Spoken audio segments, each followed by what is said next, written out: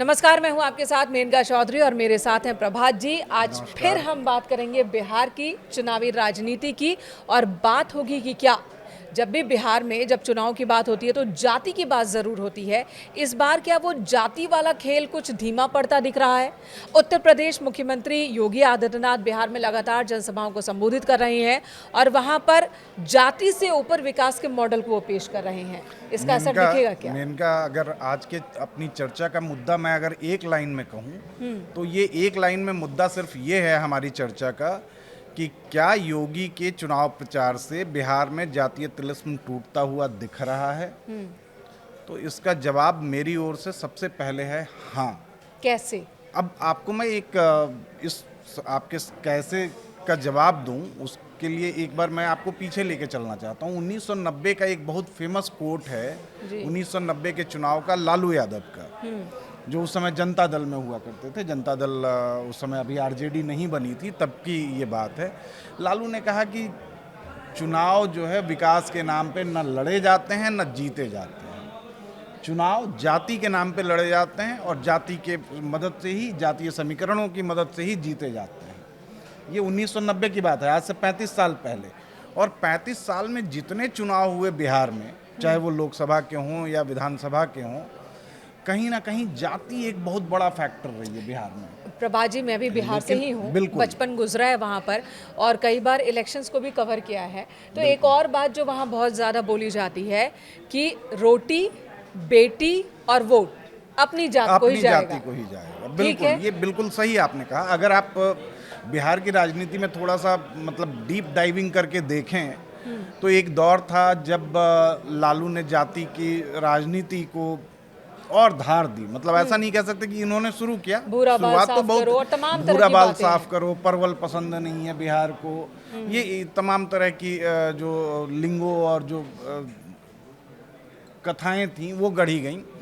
और लेकिन इस बार अब हम लौट के आते हैं अपने मुद्दे पे कि योगी की एंट्री ने बिहार में जातीय समीकरणों को ध्वस्त करने की शुरुआत कर दी है। आप देखें कि योगी जहां भी जा रहे हैं सिर्फ और सिर्फ डेवलपमेंट के मुद्दे की बात हो रही है, विकास की बात हो रही है कि हमने क्या किया और हम क्या करेंगे।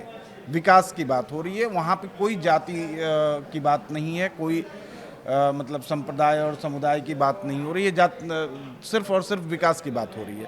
और योगी की रैली को ऐसे प्लान किया गया है, मतलब मैं आऊँगा अगले मुद्दे पे, कि वो यूपी से लगते हुए जो जिले हैं ना बिहार के, 7 जिले हैं जहाँ की टोटल 46 सीट्स आ रही हैं। यही मैं कह रही हूँ। देखिए, योगी आदित्यनाथ चाहे कर्नाटक में विधानसभा चुनाव हो, राजस्थान में हो, गुजरात में हो, उत्तराखंड में हो, हिमाचल प्रदेश में हो, योगी आदित्यनाथ की ज़रूरत बीजेपी को है। वो स्टार प्रचारक के लिस्ट में, क्योंकि वो बोलते बहुत ज़्यादा है, हिंदुत्व के वो एक तरह से प्रतीक है। लेकिन मैं यहाँ ये जानना चाह रही हूँ, आप जो विकास की बात कर रहे हैं, तो बिहार की जनता योगी आदित्यनाथ के विकास से खुद को कनेक्ट कैसे करे?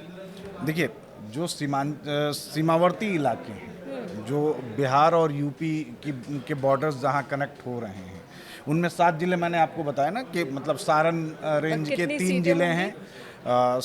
सारण मतलब छपरा, सिवान, गोपालगंज। आप चंपारण में आइए तो पश्चिम चंपारण, और फिर आप अगर इधर बनारस रीजन की तरफ आएंगे तो आरा, बक्सर और कैमूर। ये कुल 7 जिले हैं। 7 जिलों की 46 सीट्स हैं। इन जिलों में लोग कंपेयर कर रहे हैं यूपी के विकास, यूपी के इलाकों के विकास की और अपने विकास की, कि हम कहाँ हैं, और यूपी के जो बिल्कुल बॉर्डरिंग इलाके हैं। मतलब गोपालगंज से मैं आता हूँ और मैं देखता हूँ कि गोपालगंज में अगर किसी की तबीयत खराब होती है तो वो इलाज के लिए गोपालगंज शहर की तरफ न जाके वो देवरिया निकलना चाहता है, वो गोरखपुर जाना चाहता है, जो यूपी के इलाके हैं। तो ये लोग कंपेयर कर रहे हैं सीमावर्ती इलाकों में कि भाई यूपी में कितना डेवलपमेंट हुआ, बिहार में कितना, हम कहाँ के कहाँ रह गए, और यूपी कहाँ से कहाँ बढ़ गया है। और ये 46 सीट्स जो हैं, आप यकीन मान के चलिए कि ये 46 सीट्स पे, अभी एक मैं पढ़ रहा था रिसर्च कि बीजेपी ने चुनाव से पहले एक अपना डेलीगेशन इन इलाकों में भेजा था। ये जो 7-8 जिले हैं उनमें मंत्री, सांसद, विधायक और मेयर वगैरह जो भी बीजेपी के थे, इन लोगों ने जाके बिहार के इलाकों में एक रेकी की, लोगों से कनेक्ट किया। वहाँ सब मतलब महिलाएं भी जो दरवाजे के ओट में खड़ी होकर बात कर रही हैं, वो भी अभी योगी मॉडल की बात कर रही हैं कि ये हमें सब भी तो योगी ठीक है मॉडल प्रभा जी, चाहिए। ये सब तो ठीक है, बात और करना योगी एक अलग मॉडल है। की चर्चा क्यों है मेनका, पहले हाँ। एक चीज ये सुन लीजिए ठीक कि है। योगी मॉडल की चर्चा क्यों है। आप अगर देखें कि पिछले 7-8 सालों में जो उत्तर प्रदेश में मार्च 2017 में योगी ने सत्ता संभाली और योगी आए, उसके बाद से आप देखिए कि यूपी में कानून व्यवस्था एक फैक्टर है, माफिया मुक्त उत्तर प्रदेश दूसरा फैक्टर है, डेवलपमेंट एक तीसरा फैक्टर है, माफिया मुक्त उत्तर प्रदेश, और जो सीएम भी कहते और हैं कि हमने इन्वेस्टमेंट, बीमारू राज्य से निकाल के बिल्कुल अब इन्वेस्टमेंट एक चौथा पांचवा फैक्टर है। तो आप बिहार के लोग अब कनेक्ट करना चाहते हैं। यूपी में कोई भी माफिया, कोई भी अपराधी अब 10 बार सोचता है कोई एक कृत्य करने से पहले। प्रभा जी, यहाँ कि पर आगे क्या होगा? मेरी जो दुविधा है और जी। मेरे अंदर जो शंका है वो मैं आपके सामने रख रही हूँ। जब बिहार के लोगों की बात होती है, एक तरफ तो हम कहते हैं कि चाणक्य की धरती है, बिल्कुल। यहाँ के लोग पॉलिटिकली बहुत एक्टिव हैं, लेकिन जी। दूसरी तरफ जब हम इतिहास में जाते हैं तो जातीय समीकरण जिसने भी सेट कर लिया, सत्ता में वही आ गया। बिल्कुल। क्योंकि आप बातें इनसे करवा लो हजार, जब वोट करने जाएंगे तो उन्हें अपनी जात, अपना भाई, अपना भतीजा ही नजर आता है।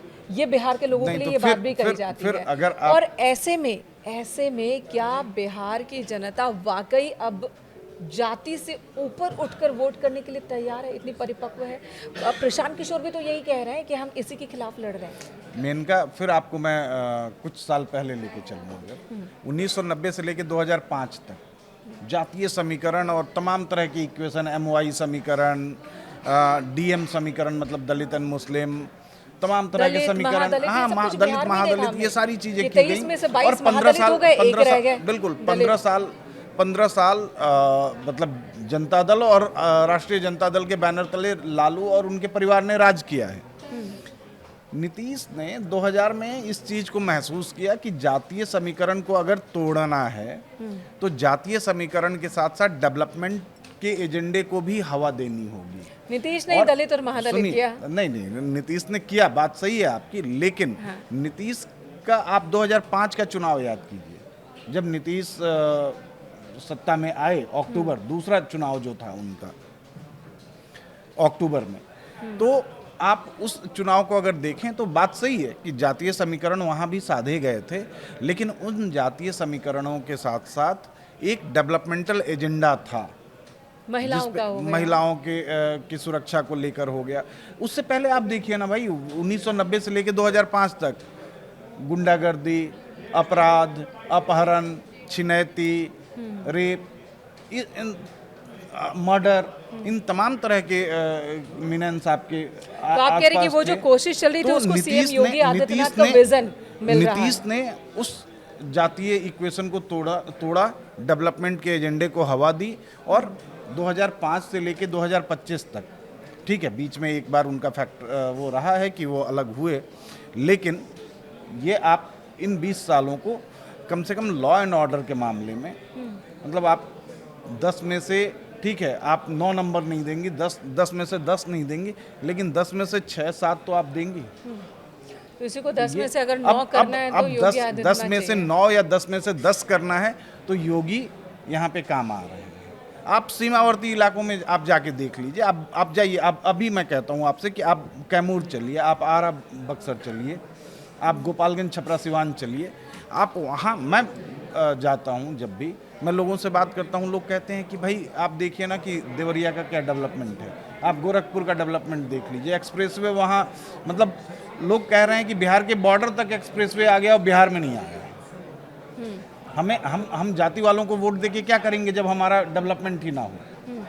तो इसमें सफल होते दिख रहे हैं। ये सफलता मिलती दिख रही है, जातीय इक्वेशन टूटता हुआ दिख रहा है मुझे, क्योंकि योगी जहां भी जा रहे हैं, एक तो योगी एजेंडा अपना सेट कर रहे हैं डेवलपमेंट मॉडल पे, दूसरा कि लोगों के दिमाग में एक क्लियर विजन है कि अगर योगी मतलब हमें यूपी में वो हो सकता है तो चाहिए, बिहार यूपी में में भी। हो सकता है तो बिहार में क्यों नहीं हो सकता, और हमको वही मॉडल चाहिए डेवलपमेंट का। हमें अपनी जाति और अपने धर्म, अपने समुदाय से लेना देना नहीं है, हमें डेवलपमेंट चाहिए। देखिए अभी तक आखिर तो कब 20 तक हम- रैलियां प्रस्तावित है जी। योगी आदित्यनाथ की बिहार में।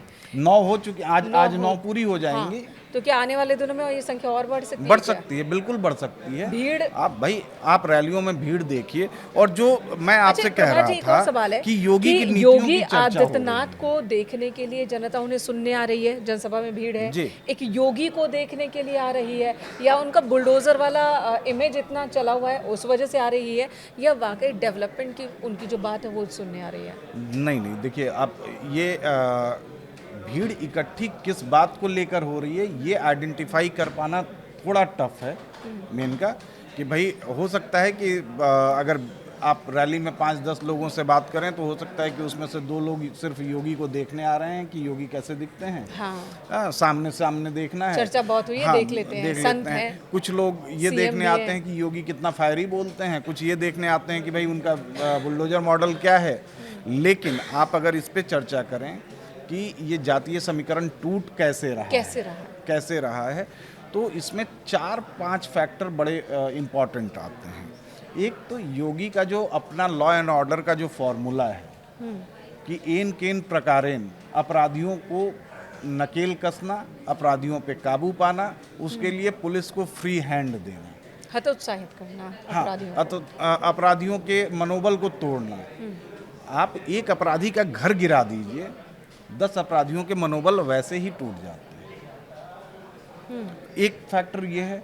दूसरा, बॉर्डरिंग इलाके में जो मैं बार बार कह रहा हूँ आपसे कि चर्चा हो रही है यूपी के डेवलपमेंट मॉडल की, कि भाई यूपी में हो सकता है, हमसे 5 किलोमीटर की दूरी पे ये डेवलपमेंट हो सकता है, तो हमारे वहाँ क्यों नहीं हो सकता, हम क्यों पीछे रह जाएं।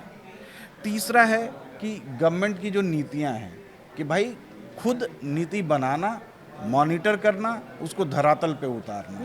भाई आपके पास भी ज़मीन की कमी नहीं है, आपके पास ठीक है रेवेन्यू मॉडल आपको थोड़ा सा मतलब मुश्किल पड़ सकता है, आपको नया जनरेट करना होगा रेवेन्यू मॉडल बिहार के लिए।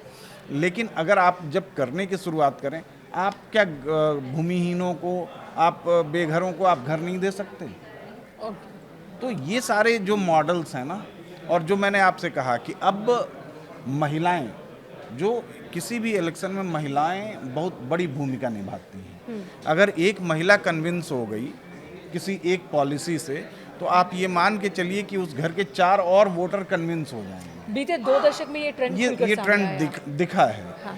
तो जब महिलाएं बात कर रही हैं, क्योंकि बिहार में एक महिलाओं की सुरक्षा, उनकी सेफ्टी एक बहुत बड़ा फैक्टर है, और ये लालू राज में मतलब एकदम हाशिए पे था, उस पर कोई न बात करता था, न ध्यान देने की जरूरत कोई इसकी समझता याद था। पीएम मोदी भी दिलाते हैं, पीएम मोदी दिला रहे हैं, और मतलब याद दिलाने की जरूरत क्या है। अगर आप आरजेडी की बात कर लें, जहां आरजेडी की चर्चा आती है या लालू की चर्चा आती है, याद आ जाता है कई केस हैं।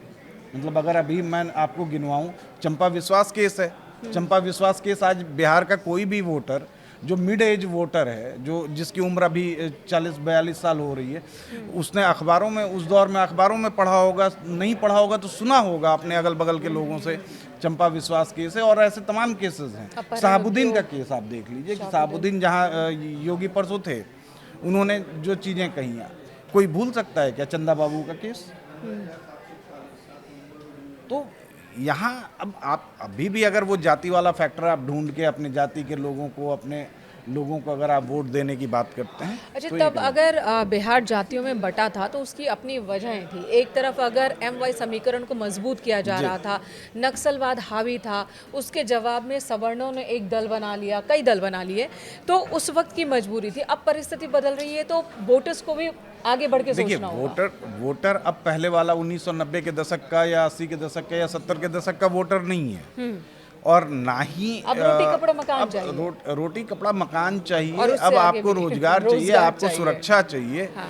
दूसरी चीज कि पहले चीजें बहुत देर से आप तक पहुंचती थी। दिल्ली में अगर कोई घटना होती थी तो उसको बिहार के किसी गांव में पहुंचने में 3 से 4 दिन, 5 दिन, हफ्ते दिन लग जाते थे।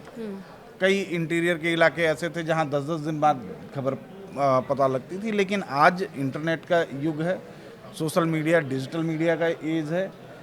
दिल्ली में कोई घटना हुई और नीचे बिहार के किसी गांव तक वो मिनटों में पहुंच गई कि भाई ऐसा हुआ।